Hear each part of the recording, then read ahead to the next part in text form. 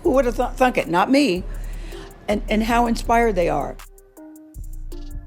Okay, there's so much to go over. First of all, Alan Shepard walked on the moon, Gail. You did not walk on the moon, okay? You didn't do the same thing as Alan Shepard. And by the way, when he did his first space flight, it was the first space flight. Like, that's the reason it was exciting. Oh, wow. What a valiant explorer. Katy! Woo! Flower, and then she kissed the earth. Okay. Katy Perry didn't walk on the moon, plant a flag, or even orbit the planet. She floated above West Texas for the length of a pop single, landed in the desert dust, flashed that million-watt grin, and told the cameras, "I feel super connected to love." Moments later, a reporter crowned her an astronaut, and Perry accepted without missing a beat. You are officially an astronaut. Thank you so much. How do you feel? I feel super connected to love. So connected to love. I think this experience has shown me you never know how much love is inside of you, like how much love you have to give, and how loved you are until the day you launch. In that instant, a 6-word headline circled the globe. Pop star, now astronaut, after 11-minute flight. The backlash that followed was louder than a rocket plume, funnier than late-night monologues, and sharper than any PR team could have predicted, because what looked like a feel-good milestone to Blue Origin looked like an overpriced selfie stick to almost everyone else. The women experienced 4 minutes of weightlessness. Katy held up a daisy for the camera. They are floating, they are weightless, they are experiencing zero-G for the very first time in their lives. And that, dear viewer, is where our story of hype, hubris, and a very expensive joyride truly begins. Blue Origin's press kit called it historic, the first all-female crew on New Shepard, mission NS-31. 6 glossy headshots: Katy Perry, Gayle King, Lauren Sanchez, Aisha Bowe, Amanda Nguyen, and Carrie-Anne Flynn cycled across breakfast TV while anchors gushed about shattering glass ceilings. This supposedly revolutionary, iconic, amazing, never before seen, all-female crew was actually not a group of very well-trained, educated astronauts. Rather, it was 2 scientists who nobody cares to remember their names because the other 3 women were the fiancé of Jeff Bezos, Oprah Winfrey's best friend Gayle King, and Katy Perry. The company flooded socials with behind-the-scenes snippets, the women rehearsing capsule egress, posing beside the stub-nosed rocket, practicing seat ejection like giddy campers at space camp. Every clip hammered the same talking point: empowerment. Newspapers dutifully repeated that the craft would cross the Kármán line, 62 miles up, the invisible border of space, before gliding home in a parachute-braked descent just 11 minutes after liftoff. So they go up there and they float for like 10 minutes? At least. And then they come down. Let's not minimize this. No, I know. It's a big deal. Let's celebrate female astronauts. Are they even like technically actually in space? I think that's where it floats. That's the line. I might go there. I might do that. I wouldn't go to space, but I might do the 80 miles. Do that. So 350 miles is the highest anyone has ever gone other than the Apollo astronauts. 62 miles. Kilometers. Okay, 62 miles ain't shit, dude. I drive that in an hour. You know what I'm saying? Yeah, and it's, by the way, I agree with you. It's not that far. That's not even here to San Antonio. 11 minutes, 2 days of training, tens of millions of dollars in free airtime. The alchemy seemed simple. Sprinkle stardust plus the word first, and history will write itself. But history has fact checkers, and the internet has a nose for marketing perfume. As the countdown ticked, comment section seethed. This isn't Apollo, it's a carnival ride. Reports say how much passengers pay for these flights. This isn't free. You know that, right? Does anybody know the range of prices? Okay, so passengers have paid anywhere from $200,000 to $1 million, depending on the flight and who's on board. This one was probably up there. Let's do it. Yeah, I'm in. I love roller coaster rides. A viral TikTok stitched Perry's pre-launch pep talk with a clip of William Shatner's tear-stained reaction from 2021. Captioned, One of these cost $28 million. Guess which? The stage was set. Blue Origin promised inspiration, but the audience smelled inflation. But that was merely the pre-launch rumble. Liftoff looked flawless on the webcast. Pillar of fire, quick ascent, booster landing that would make a gymnast jealous. Inside the crew capsule, cameras captured weightless cartwheels, high fives, and a single still hand resting stiffly on an armrest. Too stiff, said the internet. Within hours, a freeze frame of the mannequin hand hit Reddit's conspiracy boards. There's one photo of a hand, and it's a black female's hand. Tell me it doesn't look like it's a mannequin hand. Can you find that, Rob?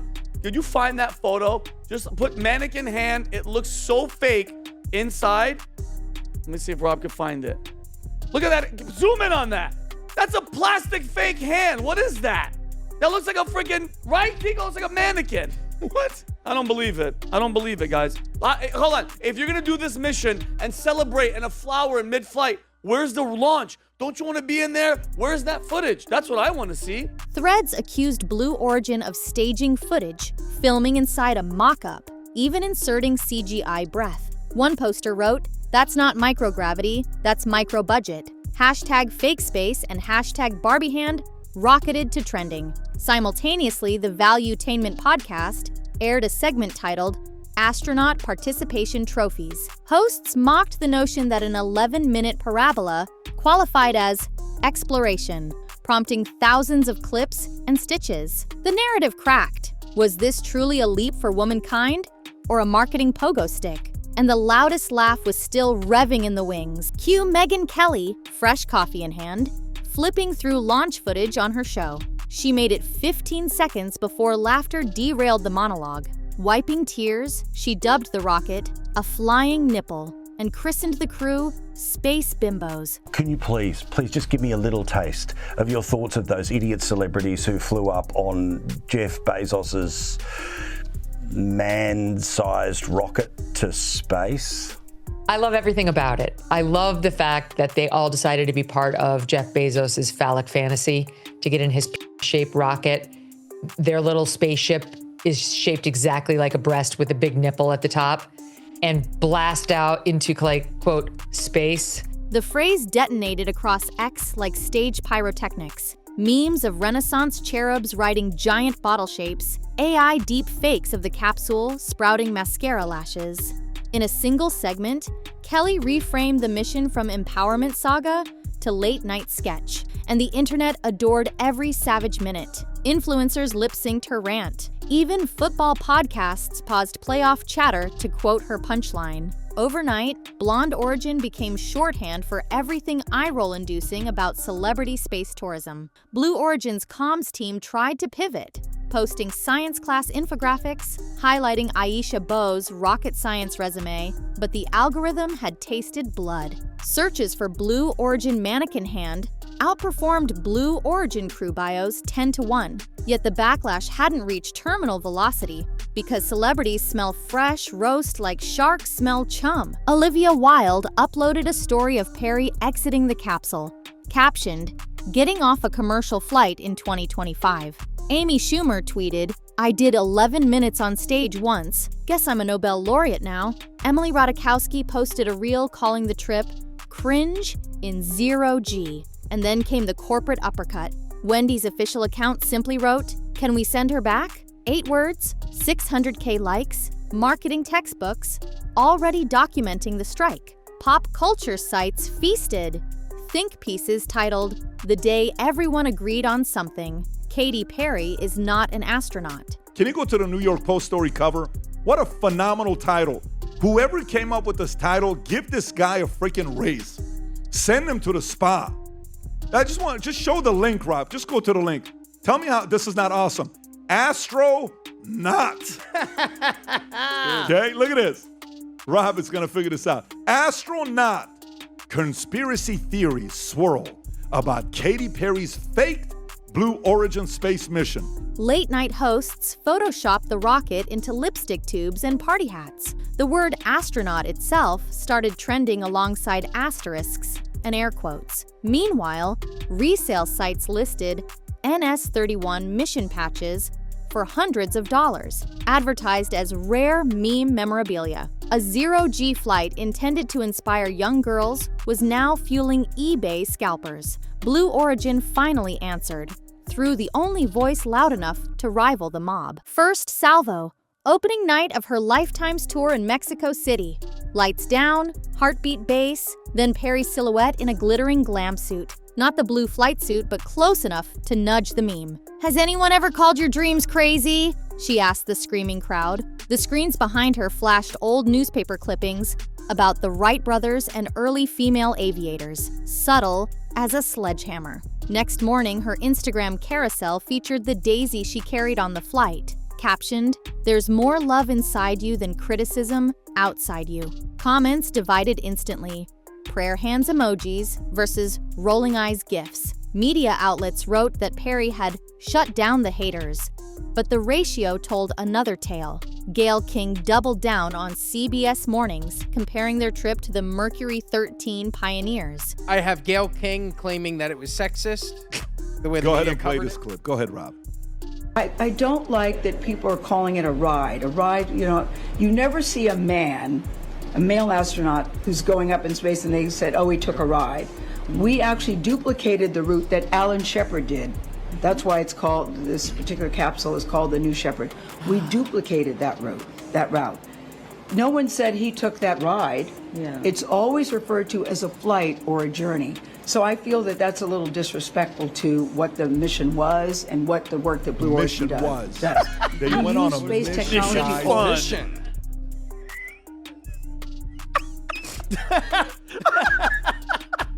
Twitter quote tweeters posted side-by-side images of steel-jawed test pilots and selfie stick zero-G glamour shots. Comparison did not flatter. With defenses up and detractors multiplying, pundits asked a deeper question. Forbes ran an op-ed arguing that while visibility matters, history by hashtag means little without policy change or STEM funding.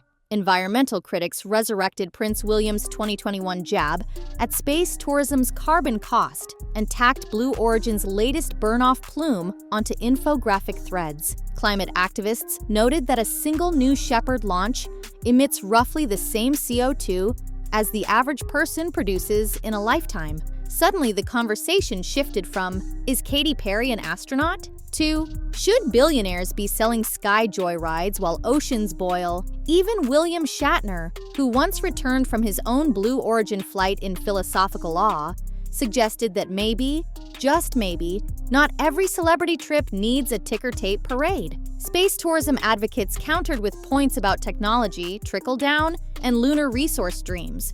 But the mood had soured. Blue Origin's marketing promised wonder. The culture increasingly demanded purpose. That tension put Bezos' brand in a gravity well of its own. Petitions floated to reserve the legal title, astronaut, for professional or career astronauts who complete orbital missions or contribute scientific work. Lawmakers in 2 states hinted at drafting terminology guidelines, small steps, yet symbolically stinging. Share of voice metrics showed Blue Origin's positive sentiment plummet 37% month over month despite flawless flight safety stats. PR consultants whispered that traditional crisis management tactics, charitable donations, STEM scholarships, felt quaint against meme warfare. You can't outrun a rocket-shaped joke, quipped one anonymous exec. The company's next launch announcement thread was immediately flooded with images of mannequin hands waving from the window.